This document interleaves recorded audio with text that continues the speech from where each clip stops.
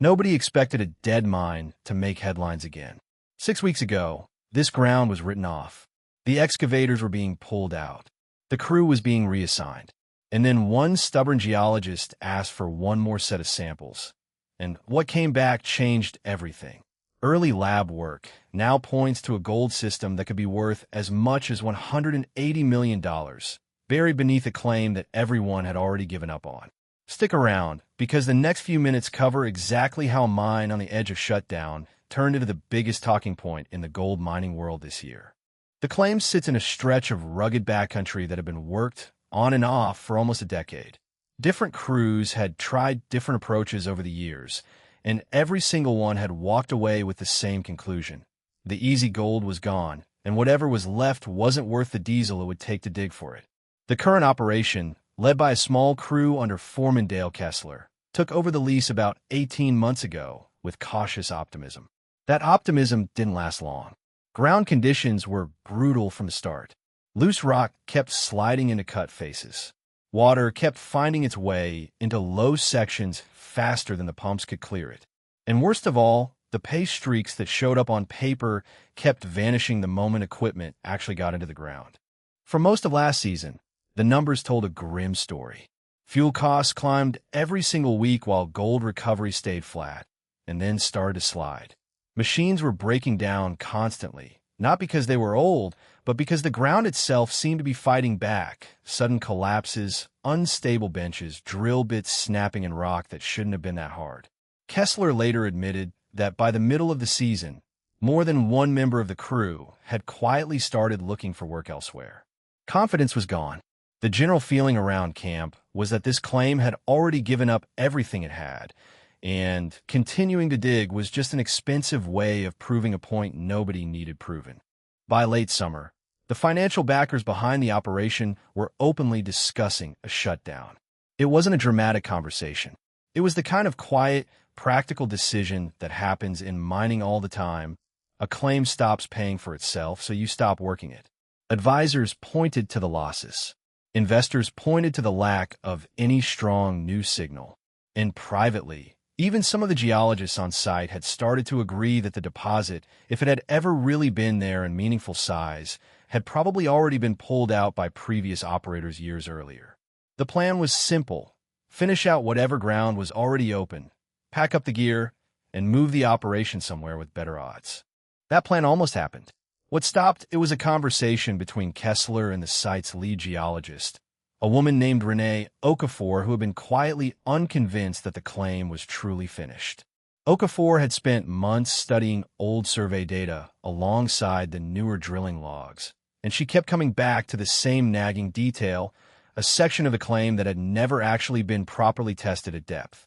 Every previous crew had focused on the same shallow bench, chasing the same worked-out gravels, while a lower zone sat almost completely unexamined. She argued for one final round of testing before the equipment left the property. It was a hard sell. Nobody wanted to spend more money on a claim that was already bleeding cash. But Kessler agreed to give her 1 week.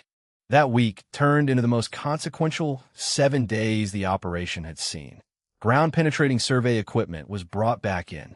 New core holes were drilled in locations that had never been touched.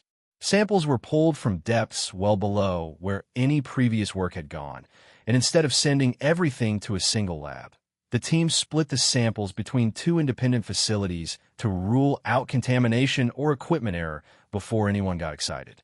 The first results came back within days, and they were higher than anyone expected. Not dramatically higher at first, just enough to make people pause. Then the second lab's results came in, and they lined up. Then a third round of samples, pulled from a slightly different depth, showed the same pattern again. What had looked like a coincidence on the first pass now looked like a trend. Gold traces were showing up consistently from multiple locations at multiple depths, and none of it matched the shallow, patchy gravels the previous crews had been chasing for years. This wasn't a leftover pocket. This looked like something structurally different, a deeper system that had simply never been tested properly. Okafor and her team went back through decades of old geological records, comparing rock structure and mineral pathways against the new data. What emerged was a theory that the claim's original gold hadn't come from a single shallow deposit at all, but had migrated downward over an extremely long period of time through natural fractures in the bedrock, settling into a deeper zone that no one had drilled into before. If that theory held up, it would explain why every previous operator had walked away disappointed. They'd all been digging in the wrong place, just a little too high. That idea completely reshaped how the crew approached the rest of the claim.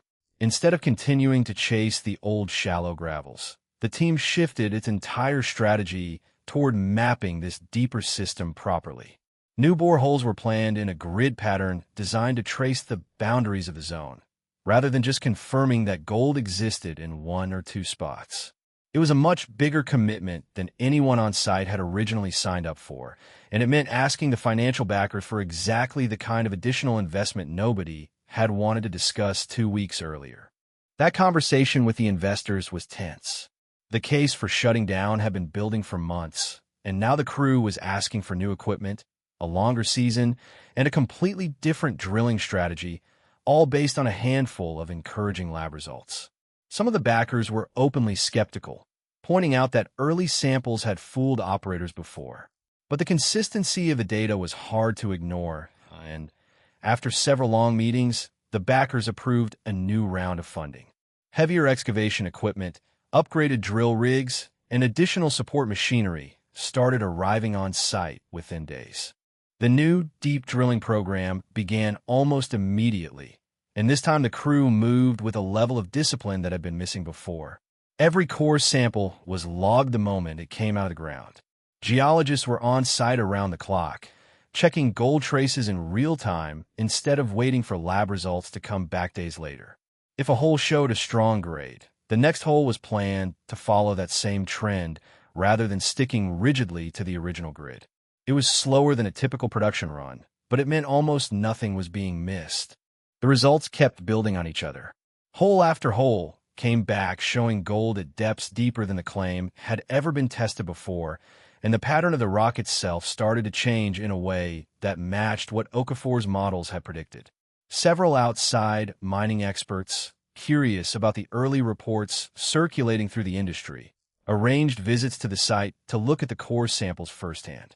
None of them were willing to put a final number on the deposit, but more than one described the consistency of the results as unusual for a claim that had already been worked over by multiple previous operators. With the drilling program confirming a genuine gold zone, the crew's attention turned to a problem just as important as finding the gold in the first place, making sure none of it got lost during processing. Fine gold is notoriously easy to lose in a wash plant if the recovery system isn't dialed in correctly, and the team didn't want years of careful drilling work undone by a sloppy recovery setup. Engineers spent days recalibrating the plant, replacing worn screens, adjusting flow rates, and adding extra recovery stages specifically designed to catch the finer material that a standard setup might send straight into the tailings pile. Material from different sections of the claim was processed in separate batches, so the crew could track exactly which zones were producing the strongest results, rather than blending everything together and losing that information. It was around this point that the team's geologists and reserve analysts sat down to put together an actual estimate of what the deposit might be worth.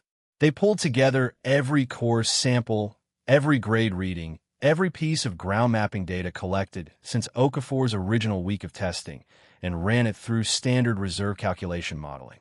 The number that came back surprised even the people who had been most optimistic about the discovery. Based on the grades recorded so far, the depth of the mineralized zone, and its apparent spread across multiple drill locations, the early estimate put the potential value of the deposit at close to $180 million. Kessler and Okafor were both careful about how that number got communicated, both internally and to the small circle of industry contacts who had been following the story. This was explicitly described as a preliminary estimate, built on current drilling data, not a confirmed or finalized figure. Mining reserve estimates evolve constantly as more data comes in, and both of them knew that overselling an early number is exactly how legitimate discoveries end up looking like hype. Further drilling, independent verification, and additional lab testing were all described as necessary next steps before anyone could treat the figure as reliable. Even with that caution, word of the estimate spread quickly once it reached people outside the immediate crew. A claim that had been on the verge of shutdown a few months earlier was suddenly being discussed in mining circles as one of the more interesting turnaround stories of the season. Other small operators with similarly worked-over claims started asking questions about whether their own ground might have been undertested in the same way. Industry analysts who reviewed the publicly available data pointed out that if the deeper migration theory behind this discovery held up, it could change how other supposedly finished claims in the region get evaluated going forward. None of that attention changed the day-to-day reality on site, though, which remained just as demanding as it had been all along. The ground at depth was unstable in places, with loose rock layers that could shift with little warning, and water continued to seep into the lower sections faster than anyone would have liked. Engineers installed additional pumping capacity and built out new drainage channels to keep the deeper cuts workable, and every new stage of excavation was checked for stability before crews were allowed to move equipment in. Kessler was blunt about the risk involved, telling the crew repeatedly that no dollar estimate was worth someone getting hurt, and that safety checks would not be skipped no matter how promising the numbers looked. Equipment strain was another constant issue. Running heavier machinery for longer hours than originally planned put a lot of wear on drill rigs and excavators that had already had a rough season.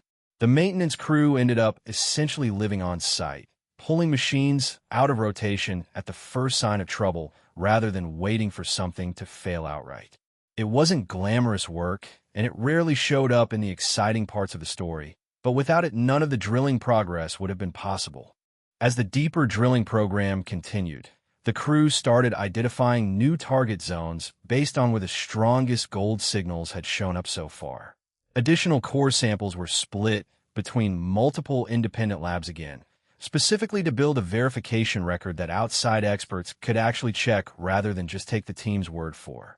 That kind of transparency mattered to Okafor in particular. She had seen enough inflated claims in the mining world to know that a big number without independent backing tends not to hold up to scrutiny, and she wanted this discovery, if it was real, to be able to withstand that scrutiny. Where things stand right now is genuinely promising, but still incomplete. The current data supports a real, deeper gold system beneath a claim that multiple previous operators had already abandoned, and the early reserve estimate of roughly $180 million reflects that data honestly. What it doesn't reflect yet is full independent confirmation, which is still ongoing, and which will ultimately determine whether this becomes one of the more notable turnaround stories in recent gold mining history, or simply a strong result that gets revised as more information comes in.